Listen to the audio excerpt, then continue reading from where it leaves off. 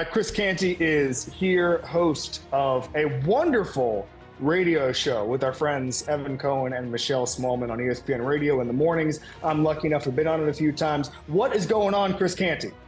Nothing much, man. Thanks for having me on. I know we've been trying to make this whole thing work for a while now. We were finally able to land on a date, and I'm glad to be on with you. I'm fired up. We figured out a Zoom situation, which is the most important thing. That's just modern life. I'm excited to be on with you. We're going to start here. This Tua thing is fascinating to me because I think a lot of times, Chris, you don't hear players being this candid about their coaching situation. Now you hear it 15 years after the fact where somebody's retired and they're saying, hey, if this situation was better, I could have done this, this, and this. Like you hear that kind of excuse making all the time. This is different. This is a player who's thriving now and is placing the blame squarely at the feet of his first coach. And I'm curious how you viewed not getting along with coaches when you were a player. Like, were there certain position coaches or coordinators where you say, this guy isn't maximizing me? How did you navigate that? And then how did you feel after you stopped working with them, Chris? Well, I tell you what, I always look back on the relationships that I've had with my coaches more fondly than I actually probably felt about them in real time.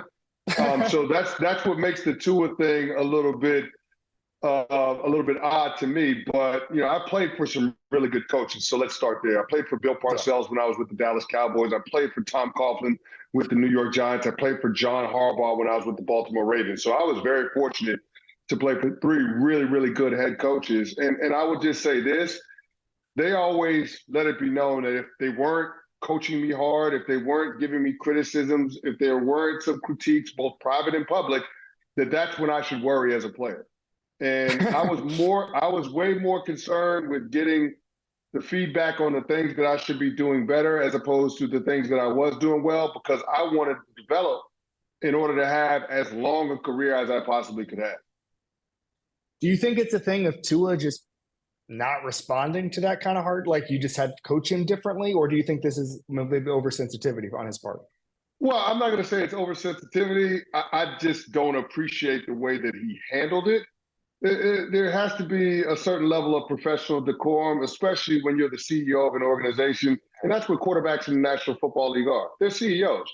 I don't understand where the win was for Tua to go on a show, the Le Batard show, and emotional vomit over something that happened 3 or 4 years ago. But that's essentially what we got. The page has been turned from Brian Flores to Mike McDaniel. Mike McDaniel has been your head coach for the last 2 years. You were able to stay healthy for your first full season, and your team made it to the postseason, and you got rewarded with the $53 million a year contract. I think it was $212 million total that the Miami Dolphins are paying in an extension. So I don't understand who it serves to go back and try to relitigate this past where there was clearly a tense relationship between you and your former head coach. What was the hardest coaching you ever got in your career? Like a specific thing you were coached on that you were saying, oh my God, I can't believe how hard this is. And you kind of got through it.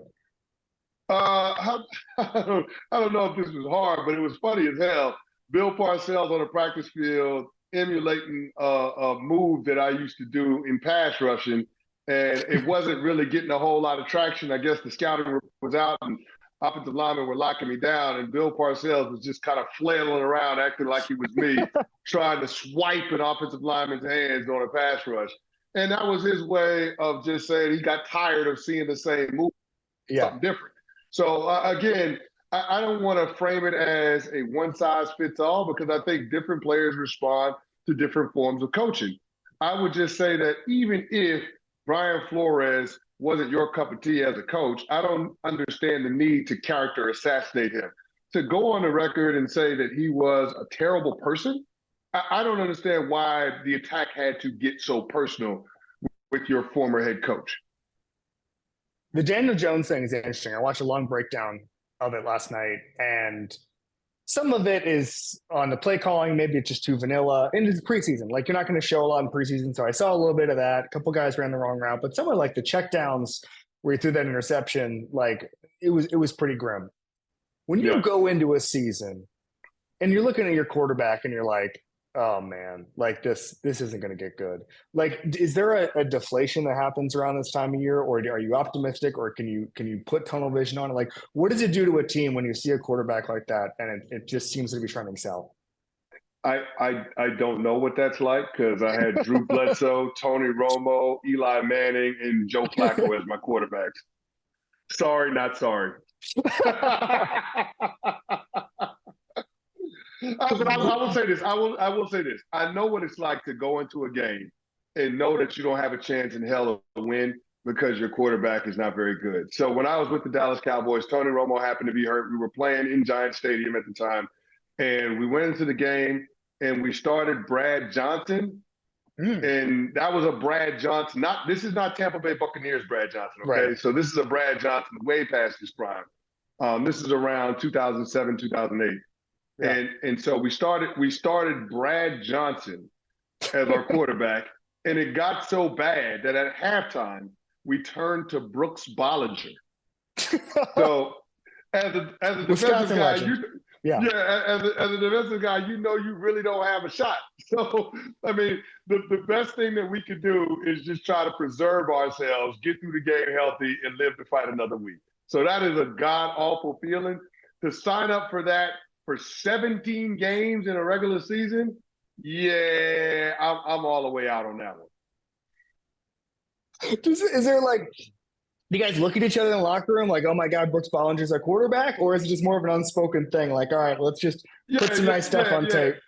Yeah, Cav, what's understood ain't got to be said. We ain't got to talk about it.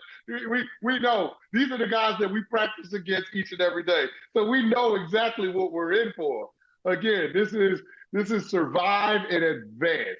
That was a cold and lonely night in East Rutherford, New Jersey. I can promise you that. I remember that. I remember that ass kicking. Oh my God, that's something else. The Brad Johnson to Brooks Bollinger pipeline. What a time. You mentioned Bill Parcells and the Cowboys thing, and I'm curious. When Parcells is there, it's just so different because he has a certain mindset. And I've watched a lot of Parcells interviews. I'm kind of obsessed with him. The idea of his honesty, the things he does, how he coaches everybody on the team. I mean, I've seen mic'd up stuff where he's coaching the punt returner as hard as he can coach him, and I don't think there's a level of detail that he has a level of detail that I don't think a lot of head coaches have. All this to say is, like, when he's the coach there, it's not what it is. When Jerry has free reign, there's all sorts of B-level actors on the sidelines and all sorts of crazy stuff that's happening that's not associated with winning. When Parcells is the coach, it's a different vibe. But I'm curious, when people say that the Cowboys don't feel like they're committed to winning, do you agree with that? And how does that kind of show up when you're inside the building? I will say this, from an organization standpoint, it's first class. I just think that some of the things that we get from ownership are counter to creating the type of culture that it takes in order to get the best out of your people when your best is required. And that's the most maddening thing about it, because there is no shortage of talent. There is no shortage of the Cowboys, being, first class in terms of the infrastructure. You look at the stadium, you look at the practice facility, the way they do things, they're very buttoned up, even down to the way that they treat the media members and the beat writers around the team. They do a great job with the brand overall. I just don't understand why Jerry Jones doesn't get that he undermines his team's high-end success at every turn when he does these press conferences, impromptu press conferences at times, post-game after the coaches speak, saying something counter to him, doing local hits on the radio station in Dallas every single week throughout the regular season.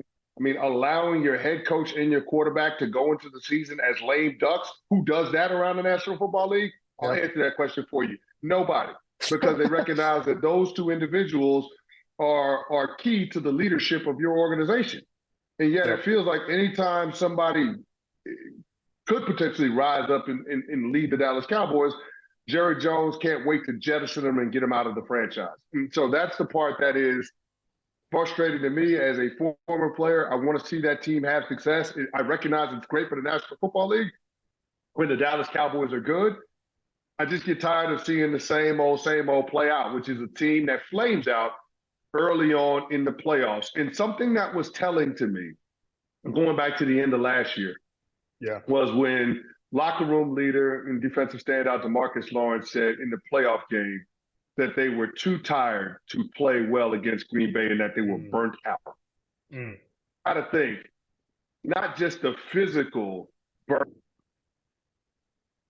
on the field in the regular season, it's dealing with the mental toll of being in the circus with Jerry Jones as the ringmaster. Jerry Jones told us earlier in training camp he loves stirring the pot. Like, he understands when people start talking about that. He loves stirring the pot.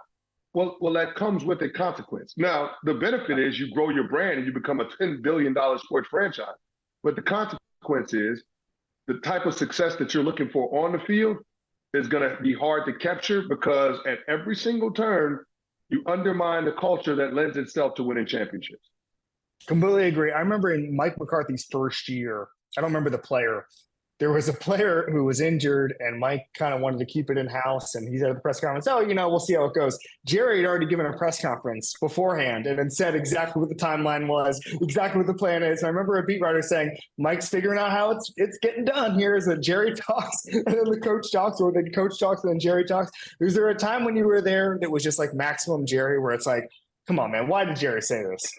It wasn't until Bill Parcells decided to step down after 2006 and Wade Phillips came in as the head coach. That's when you sensed that things began to change, and Jerry began to,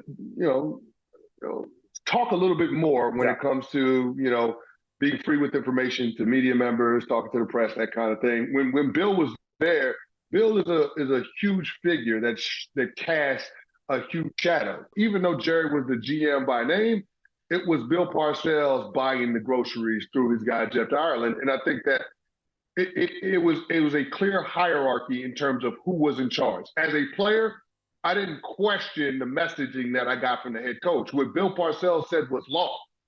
If you're a player going into this season for the Dallas Cowboys, and Jerry Jones says something, and Mike McCarthy gives a press conference and says something that's vastly different, who are you going to listen to? Yeah. You're probably going to listen to the guy that's writing the checks versus the guy that doesn't have any financial security on his current contract beyond this upcoming year. Completely agree. Why should you bet with Caesars Sportsbook? 2 words: Caesars Rewards. Every bet brings you closer to the types of benefits only Caesars can offer. Hotel stays, VIP experiences, sports and concert tickets, and more. It's not just an app, it's an empire. All right. Omaha, obviously, the Manning brothers. You have the floor. Tell us an Eli Manning story. All right. So the best story that I got about Easy, and this is a good one. It's actually when I was playing for the Dallas Cowboys. And I remember there was an offensive lineman named Richie Soybert. I remember in 2008, I had a 2-sack night against that offensive line. And I remember after that game, those guys on the offensive line coming up to me and saying, hey, man, like, every single time we play, you give me some problems. And then I remember when I signed with the Giants as a free agent, and Eli Manning, when I met Eli Manning for the first time, he was just like, finally glad you're on my side so you can stop chasing me around the freaking field.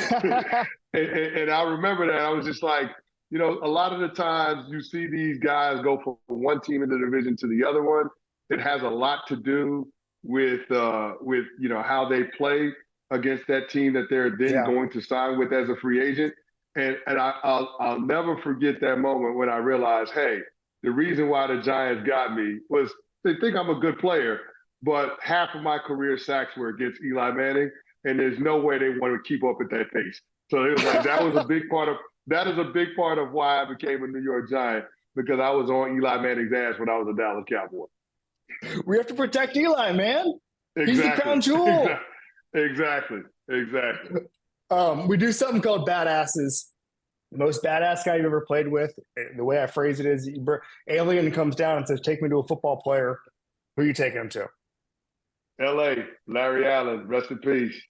Whoa. Greatest offensive line to ever play the game of football. And I know they're going to throw in a whole lot of other names. Anthony Munoz's name is going to come up. Bruce Matthews' name is going to come up. Let me tell you something.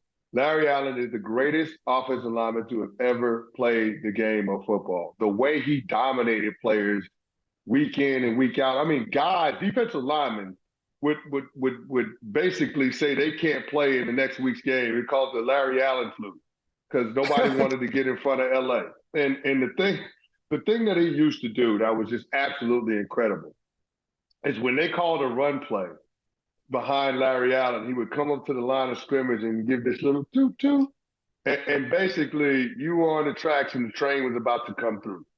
And he just moved you out of the way. He was a road grader. I mean, bench press over 700 pounds, a freak of an athlete. I mean, I remember they showed the clip of the interception in the Superdome where he chases down one of the linebackers from the Saints. It's just, Larry Allen was, the most dominant player that I had ever played against. And listening to the all-time greats talk about playing against him, it became clear to me that in their eyes, he was the most dominant player they had ever gone up against.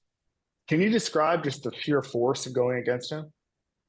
So I'll give you an example. So I remember I was training camp, my first training camp with Parcells, and we get ready to do one-on-one pass rush. And, we're all lining up against, offensive lineman guys. And I remember I get in my stance against Larry Allen. And I remember defensive line coach Casey Rogers, who's now the DC of Tampa, mm-hmm. He ran up and he grabbed me and he yanked me out of my stance. He was like, no, you can't go against him right now. And I just remember thinking in my head, like, why the hell not? And then you see a defensive lineman step in, a veteran guy, and get absolutely killed by Larry Allen. And it's just like, oh, that's why. I mean, his punch was so strong, it kind of reminds you of like when the ambulance has the paddles on somebody when they're trying to save their life. Like that's a like clear.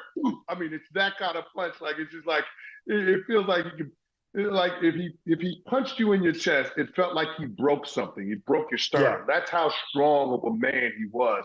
And for as strong as he was, that's how athletic he was too. I mean, you could get him off balance with a great move, and yet he had the footwork, the athleticism to be able to recover. There was nothing that he couldn't do at a high level as far as offensive linemen go. Funniest guy you've ever played with in that locker room. Any locker room, any level, what do you got? Oh, Terrell Suggs, no question. No, Terrell T-Sizzle with the Baltimore Ravens. That guy was hilarious in the locker room. A lot of the stories are they're not PG-13 or G-rated, so I got to leave that in the locker room. But he's by far the funniest guy that I've ever played with any level of sport. The dude is absolutely hilarious. Didn't he? Someone once told me he used to yell movie quotes on the field. A lot of that, right? Oh, a ton of movie quotes, 20 movie quotes. I mean, he used to watch Gladiator like in his locker before games sometimes. Like he's incredible, man. There's no character quite like Terrell Suggs, man. One of the greatest to ever do it. But he was an all-time personality in the history of the National Football League. I remember somebody after the AFC title game, I think it was against the Patriots, told me that he was yelling Step Brothers quotes the entire game. Just like it's a Catalina wine mixer, just over and over and over again. He's a character. He's a character. Funny as hell.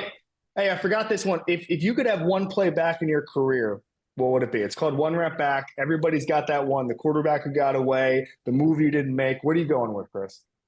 Tom Brady.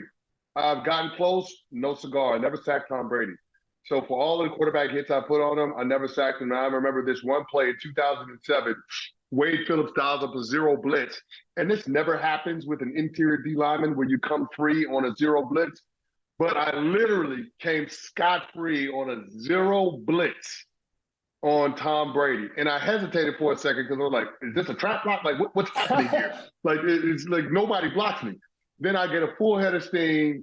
I'm running at Tom Brady, and I hit him, Kev, as hard as I've ever hit any human being in my life. And I thought for a moment, hey, I knocked this guy out. Hey, I might get a little extra envelope in my locker because I knocked out Tom Brady out of the game. I'm thinking all of these things in the moment because I hit Tom Brady as hard as I've ever hit anybody in my life. I turn and walk back to the huddle. Now, I remember one of my teammates tapped me on the shoulder and pointing back, and I see Matt Light helping up Tom Brady off the ground, and he got back up and played the next play. And from that moment, he had my ultimate respect, but I'm mad that I never got a chance to actually get him on the ground for a sack. Wow. Is it because of his pocket movement or was it just bad luck? It's just, I think it's a combination of the things. But Yeah. I mean, he got so good at getting the ball out so quickly. Yeah. Like that was one of the things that I think he improved on with time. Because in the 2000s, Peyton Manning was more known for getting the ball out on time, being able to dunk. But Tom Brady eventually got really, really good at that. Now he's one of the best when it comes to those subtle movements in the pocket. But I was always able to, get a shot on him. I just never got to him in time to sack him. And I think that's just got to be attributed to how good this guy was at being able to buy that extra second of time, being able to have that release to get the ball out of his hands so you couldn't get him on the ground. Chris, man, this was terrific. Can't thank you enough. Thanks for coming on This Is Football, man. Absolutely, Kevin. Thank you for having me.